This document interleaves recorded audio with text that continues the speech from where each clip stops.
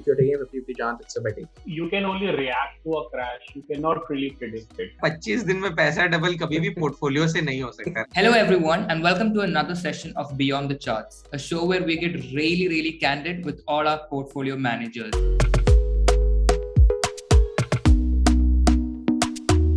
I am Abel Matthew, and to join us today, we have some of the star portfolio managers with us today and who are themselves rock stars within their own domain. So to give an introduction, first we have Mr. Arvind Kothari from Nivishai. Arvind, how are you? Hello, how are you, Abel? I'm good.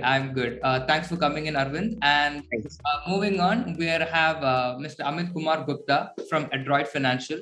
Hi, Amit. I'm good. Thanks, Abel. Hope you're well. And last but never the least, we have Mr. Abhishek Jadon from Windmill Capital. Hi, Bill. Good to connect, and also to all the viewers. We have a really big challenge for you guys today. We'll be asking the most frequent questions that are being asked by new entrants into investing. None of these questions are personally from me because I'm very good at investing. So if you see any stupid questions in here, it's not from me. Wink, wink. But hope we can get going. So shall we start off with the first question? Yes, sure. All right. So this is going to be very easy. Do I need to be good at math to invest in the stock market? I have seen this for some people when they don't do it properly. So I have an example of an investor where he didn't use his math skill properly, and that helped him a lot actually, because we told him that one stock that he had bought was just 10% allocation in his portfolio, and it went up very high, and it became a 5-6 bagger, and it became 30% of his portfolio. So we told him to trim it down and bring it back to 10%, and mistakenly he just sold 10% of the stock. He didn't bring the allocation down. Luckily for him, that stock even went up 10x from there. I've never seen long-term investors doing a lot of math around. But yes, if you're trading for short term, or if you are into the markets, quick in and quick out, you need to be good at it, because if you're not good with your numbers, it can seriously hurt your portfolio. But yes, Buffett has always made this that if you think that you know 6th grade maths, that's okay for investing for long term. I think it's basic elementary maths is more than enough for anyone to get a sense of the whole stock market. But for long-term investor, as I said, elementary maths works out to be very good. And I think just basic P&L and understanding the weights and allocation, these basic things are more than enough. Rest of the things are already taken care by the managers, like to shuffle your portfolio, to rebalance it. So yeah, that's on us. But you understand, like, just to correlate, a very good example is like, Earth revolves around the sun and all those things. And I don't need to go into gravitational equations to understand that, but I understand that what is happening. And even there's a story where Einstein, who is like, the genius in math, gave up on markets because he couldn't understand what the psychology of the markets are, right? I think Newton also gave up. There's no correlation, I would say, for long-term returns of your math knowledge. So moving on to the second question, that is, do I need to open a new bank account to invest in the stock market? No, not really. You can use your existing bank account. Few people who like to keep investment account separate from the regular savings account, they would use basically the one account for investments and trading and another account for savings. Yeah, this is a common question. And there is this confusion always from the point of view of also taxation, that people feel whether my other accounts would get mixed or things like that. It's nothing like that. Another question that people have, can I have multiple demat accounts?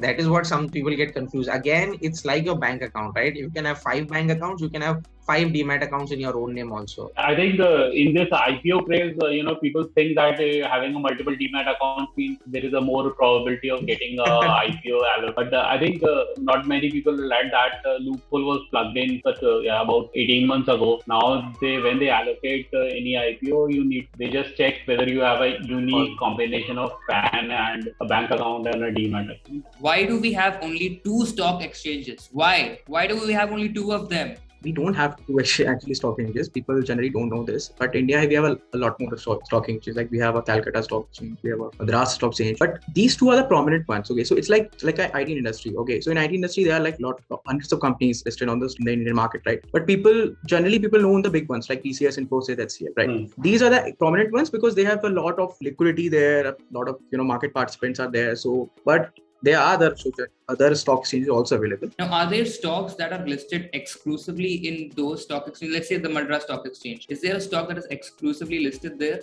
Yes, there are some stocks which are exclusive to some of the exchanges. Like just to give an example, I think SpiceJet was listed on BSE till last year. Then there's some more stocks like Hawkins, Cooper and all which are listed on BSE, not on other stock exchanges. That's the Calcutta Stock Exchange. But the liquidity and volumes are very low. People want to go to a marketplace where there are maximum amount of buyers and sellers, right? So over the years, what has happened is, even we have two, right? BSE, NSE, but NSE almost 90% of the turnover getting done, right? If we can have exchanges which have different types of stocks or sectors, that would be more relevant going forward, rather than, debating about why we cannot have same stocks on different exchanges, because it doesn't serve the purpose. Is BSE a subset of NSE? Many youngsters ask that, is NSE a subset of BSE, or is BSE a subset of NSE? Let a company decide. It is not that the exchange decides what companies I want to list. And older companies were on BSE. Then when NSE came, they also got themselves listed on NSE, but you have to pay a listing fees every year. Both are private entities, Bombay Stock Exchange and National Stock Exchange, both run independently, and they have an index. The National Stock Exchange has Nifty as an index, Bombay Stock Exchange has Sensex as an index. Regulatory clauses and the cost clauses, they are much more less in the BSE, so it's much more easier to get listed in the BSE. Do stocks run out of stock? For every transaction, there is a seller and there is a buyer. So the number of stocks on a particular day, at the end of a particular day, always remains the same. But the company usually keeps amount fixed. So whenever they want to issue more number of stocks, then they'll do a bonus or a split to the exchange. It does not really change investment rationale of the stock. When sellers are trying to sell, or whether there are less number of sellers when buyers are trying to more. So that time we see that in some of the stocks, the liquidity gets dire. And it can happen with a very big stock also, and it can happen with a very small cap company also. Like as he pointed out, if there is a very nice news about a company, so obviously the buyers will be more on the counter, so the liquidity gets higher. Generally, if a stock is liquid enough, you won't find any issues with buying a stock or selling a stock. You're looking at, so it's based on, like, say, the robust bull run. When is the market going to crash? So there's a famous saying by Charlie Munger that if someone tells me, where I'm going to die, I'll not go there. No one in the market can tell when the crash is coming. In fact, this has been one of the most hated bull run in the history that we've experienced. Because when the crash is going to come, that is the time when most people would be bullish, right? Who before COVID was, very bearish on the market, or he said, a crash is going to come. Crash is an event which is caused by something which has not happened earlier in human history. So a good thing is to maybe try to predict that after a crash or an economic event, which would be the sectors or companies which are going to benefit or are going to come back faster than the other set of corporates. You can only react to a crash. You cannot really predict it. Crash happened because there was so much of uncertainty. It was a once in a blue moon. Any of the known events will never cause the crash. Why not buy a lot of shares of a cheap stock rather than buying one expensive stock? So as my investment guru used to say, market does not hate or like any stock. It is agnostic in that sense. I would not buy a cheap stock just because it's cheap. Some people have this, they will like, I have 1,000 rupees. Rather than buying a stock of a company whose price is 1,000, I'll buy 10 stock of a company whose price is 100, right? So they think like buy more of a less price stock. So I think that discussion comes from that angle also, if you see. So generally, it's not a common phenomenon, but generally the good companies like large cap companies have their prices like ranging from more than 500 rupees. A good example is Yes Bank falling 80% after 80% drop. People were keep on buying when it fall from 350 rupees to 300, 250, 200, 150. Yeah, it's standing I think at 12 rupees, 20 rupees currently. I mean, Buffett called this cigar butt investing. So, this was quite popular till about 80s and 90s. But, in the modern context, when company can go directly to IBC in bankruptcy court. So I think this fascination about low price stocks based on what it can deliver in the future and not just because the price decline is up. Like the show in Scam 1992, is there a bear gang that short stocks? Is that fictional or is that real? I haven't seen this series, Scam 1992. But yeah, I think there are some people who likes to short a lot. I mean, there are a lot of hedge funds, not sure of in India, but across the world, which are based, they only short. The scam movie, the time that it is based on, it was very common that few people could move the market. In today's context, it has become very difficult that few people, as Abhishek very rightly pointed out, that there are institutions which can move the market, not people. So like a bear gang context, they can do it, but only on few stocks. And in Indian markets, it's still possible because we are still not having a lot of volumes in a lot of stock. People who are, let's say, from the older generation who are quite skeptical. So like the question is the stock market illegal or is it something like betting? If you're taking a 50-50 chance, it's a betting. If I have analyzed something, I'm confident on it. It's not like if I have 100 rupees, I go all in. Right? That should also not happen, right? So I'm slowly building my wealth, and when the things are turning into my favor, I'm like more confident to my research and all. So that's not betting, right? That's how I analyze the markets and put the money. When I was in my college and first year of my CA, and I told to most of them that I want to make a career in stock markets, I was discouraged like I'm doing something which is going to bring disgrace to the family, right?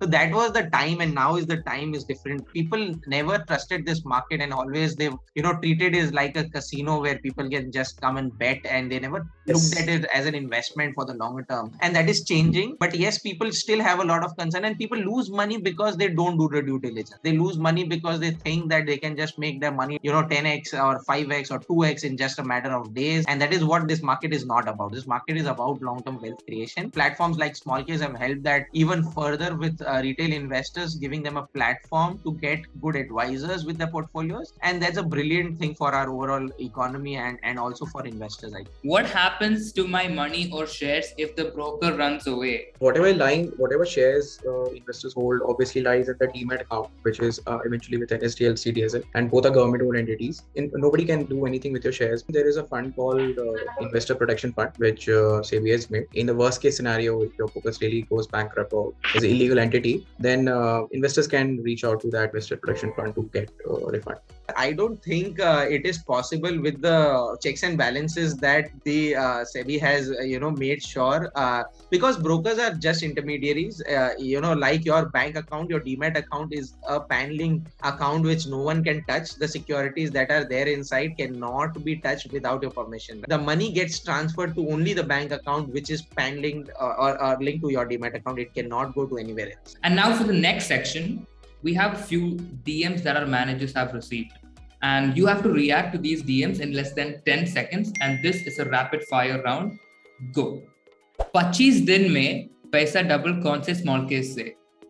There's no such a small case. Take this question as a joke, but I have seen such kind of questions coming from a lot of family members and friends also. It's like betting, not to have expectations at all. So fair, like we would not have been sitting here and advising, making model portfolios for clients. 25 दिन में पैसा double कभी भी portfolio से नहीं हो सकता, right? It can be an individual investment. Sometimes you get lucky with some cryptocurrency. Some stock can double. Across a portfolio, it can never double. So the next question that we have is, can you transfer your portfolio to me for free? Abhishek can't comprehend. Why will somebody DM me and ask? This is like, I can understand he is asking me to reflect my portfolio to him for free without paying me subscription fee, but asking me directly to entirely transfer my securities if he's not a relative, that's a very random DM. I'm not even sure why I'm entertaining that guy.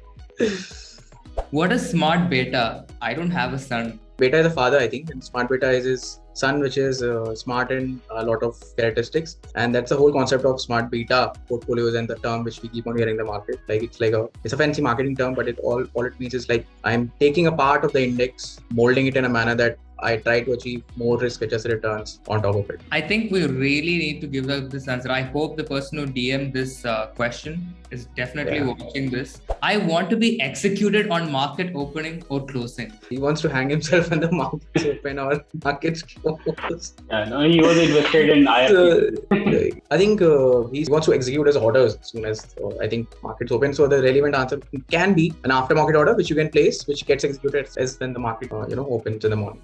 So thank you everyone. This is Abel Matthew signing off, and let us know what do you think in the comments below if stock markets should be illegal.